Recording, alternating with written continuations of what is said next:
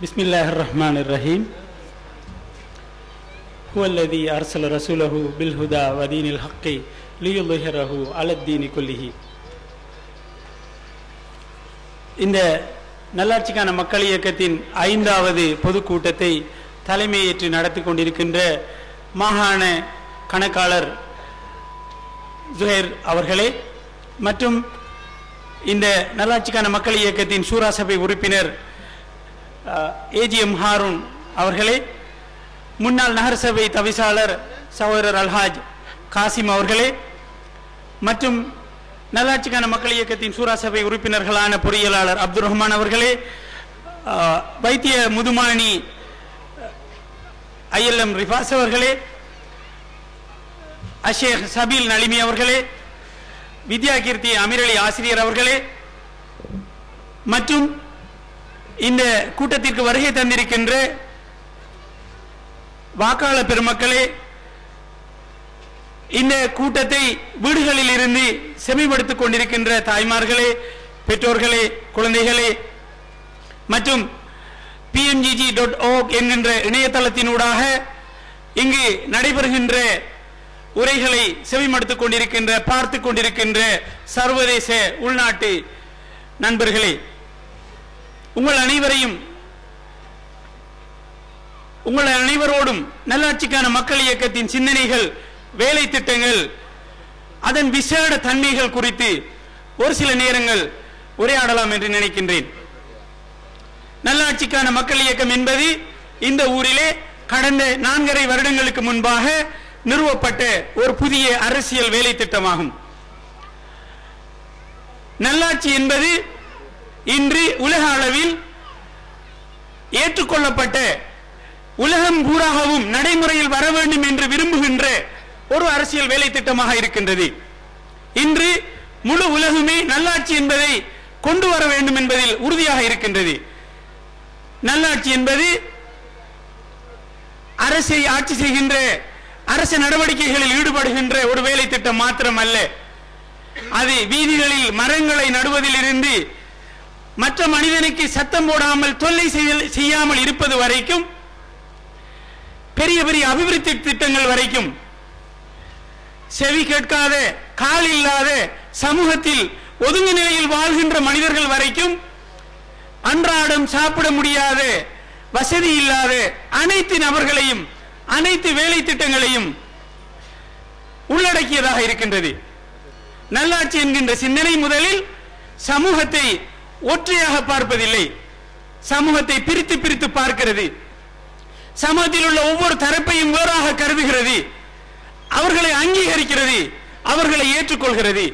அவர்களுக்கு செய்ய வேண்டிய வேலை திட்டம் எதுவென்பதை மிக தெளிவாக திட்டமிட்டு அதனை நடைமுறைப்படுத்துவதுதான் நல்லாட்சி சிந்தனையின் மிகப்பெரிய தேவையாக, அதன் இலட்சியமாக இருக்கின்றது.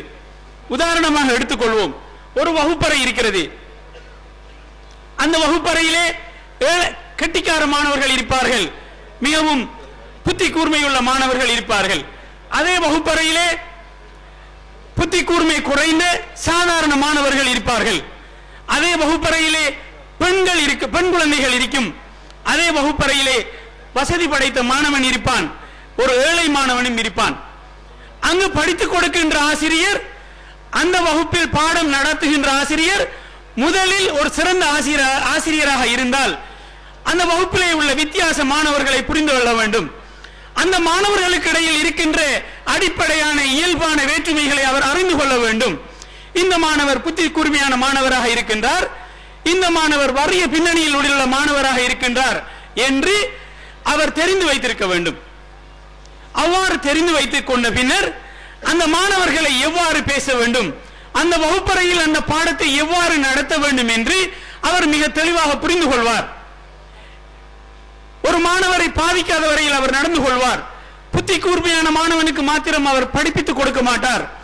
அந்த வகுப்பிலே இருக்கின்ற சாதாரணமாக ஓரளவு அந்த விடயங்களை கற்கின்ற ஒரு சாதாரணமான மாணவனுக்கும் அந்த ஆசிரியரின் கற்பித்தல் முறை விளங்கக்கூடியதாக இருக்கும். நல்லாட்சி இப்படியானதுதான். நல்லாட்சி சிந்தனை என்பது பணக்காரர்களுக்கு மட்டும் உரியதல்ல. நல்லாட்சி சிந்தனை என்பது படித்தவர்களுக்கு மட்டும் உரியதல்ல. அது சமூகத்தில் விளிம்பு நிலையில் உள்ளவர்களை முதலில் கண்டுகொள்கிறது. சமூகத்தில் யார் ஒதுக்கப்பட்டிருக்கின்றார்களோ, அதிகாரத்தின் பேரால் ஆட்சியின் பேரால் சுரண்டலுக்கு உட்படுத்தப்பட்டுக் கொண்டிருக்கின்றார்களோ அவர்களை அது முதலில் அங்கீகரிக்கிறது. அவர்களோடு அது பேச நினைக்கிறது. நல்லாட்சி எப்பொழுதுமே சமூகத்தில் உள்ள எல்லா தரப்பையும் அங்கீகரிக்கிறது. மார்க்க சிந்தனையாக இருந்தாலும் சரி, அரசியல் சிந்தனையாக இருந்தாலும் சரி, ஒரு சமூகத்திலே பல வகையான மனிதர்கள் இருப்பார்கள், பல வகையான சிந்தனைகள் இருக்கும். அவர்களை அவ்வாறு வாழ விடுவதும் அவர்களுக்கு தேவையான ஆலோசனைகளை அங்கீகாரத்தை மாத்திரம் வழங்குவதும் தான் நல்லாட்சியின் வேலை திட்டங்களில் பிரதானமானது. யாரையும் எந்த ஒரு சமூகத்தில் உள்ள தரப்பையும் எந்த ஒரு சமூகத்தில் உள்ள குழுவையும் உயர்த்தி பிடிப்பதோ அல்லது அவர்களுக்காக வேலை செய்வதோ நல்லாட்சியின் பிரதான இலக்காக அல்லது ஒரு வேலை திட்டமாக ஒருபோதும் இருக்க முடியாது. அந்த வகையில் தான் நல்லாட்சி சிந்தனை என்பது உங்கள் அனைவருக்கும் தெரியும். ஒரு காலத்தில் போன தேர்தலின் போது ஒரு குற்றச்சாட்டு இருந்தது. இவர்கள் படித்தவர்கள், இவர்கள் மக்களோடு பழக மாட்டார்கள், இவர்கள் மேல்தட்டிலே இருக்கிறார்கள் என்கின்ற ஒரு சிந்தனையை பேசினார்கள். இவரது அபிவிருத்தி திட்டங்கள், இவர்கள் சொல்கின்ற அபிவிருத்தி திட்டங்கள் இந்த மண்ணுக்கு சாத்தியம் இல்லாதவை, இவர்கள் விண்வெளியிலே இருந்து கொண்டு வருகின்ற சிந்தனைகளை போன்று இவர்கள் சிந்தனை மிகவும் அந்நியமாக இருக்கின்றது என்று பேசினார்கள். ஆனால் நடந்தது என்ன?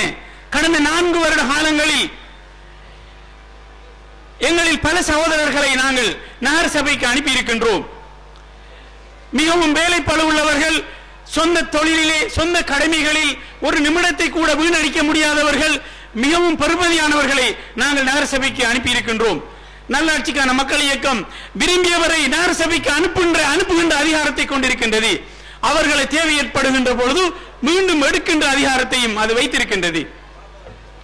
அதே போன்றுதான் நல்லாட்சிக்கான மக்கள் இயக்கத்தின் வேலை திட்டம் சமூகத்தில் மிகவும் தேவையுடையவர்களிடம் இருந்து தொடங்குகின்றது. உங்களுக்கு தெரியும், நாங்கள் இந்த ஆண்டு 5000 மாணவர்களுக்கு, வறிய மாணவர்களுக்கு கோப்பிகளை வழங்கினோம். இப்பொழுதும் கோப்பிகளை வழங்குகிறார்கள். நல்லாட்சிக்கான மக்கள் இயக்கம் வழங்கிய அப்பியாச கோப்பிகள் திட்டத்திற்கும் இவர்களுக்கு கொடுக்கின்ற வேலை திட்டத்திற்கும் இடையில் பெரிய வேற்றுமை இருக்கின்றது. பெரிய வேற்றுமை இருக்கின்றது.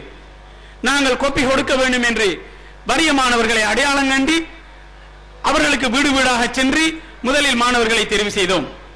அந்த மாணவர்கள் முஸ்லிம்களாகவும் தமிழ் மாணவர்களுக்கும் சிங்கள மாணவர்களுக்கும் கொடுத்தோம். காத்தான்குடிக்கு மாத்திரம் கொடுத்திருக்கலாம். அது ஒருபோதும் நேர்மையானதாக இருக்க முடியாது. காரணம், நல்லாட்சிக்கான மக்கள் இயக்கத்தின் அரசியல் கோஷமாக இருக்கின்ற பசுமை நகரம், தரமான வாழ்வு, சமாதானமும் சகவாழ்வும் என்கின்ற அந்த 3வது கோஷம் உண்மையில் வேலை திட்டங்களூடாக நிறைவேற்றப்பட வேண்டும். நாங்கள் அம்பாறை மாவட்டத்தில் இருக்கின்ற வறிய சிங்கள மாணவர்களுக்கும் எங்களது அப்பியாச கோப்பிகளை கொடுத்தோம். எங்களுடைய பேச்சில் இருக்கின்ற உண்மை தன்மை என்ன என்பதை இங்கு புரிந்து கொள்ளலாம். அயலில் இருக்கின்ற தமிழ் மாணவர்களுக்கும் எங்களது கோப்பிகளை வழங்கினோம். அதன் மூலமாக எங்களது சமாதான செய்தியை, சகஜீவனத்திற்கான எங்களது எங்களது சைகையை, எங்களது வெளிப்பாடை நாங்கள் வெளிப்படுத்தி இருக்கின்றோம்.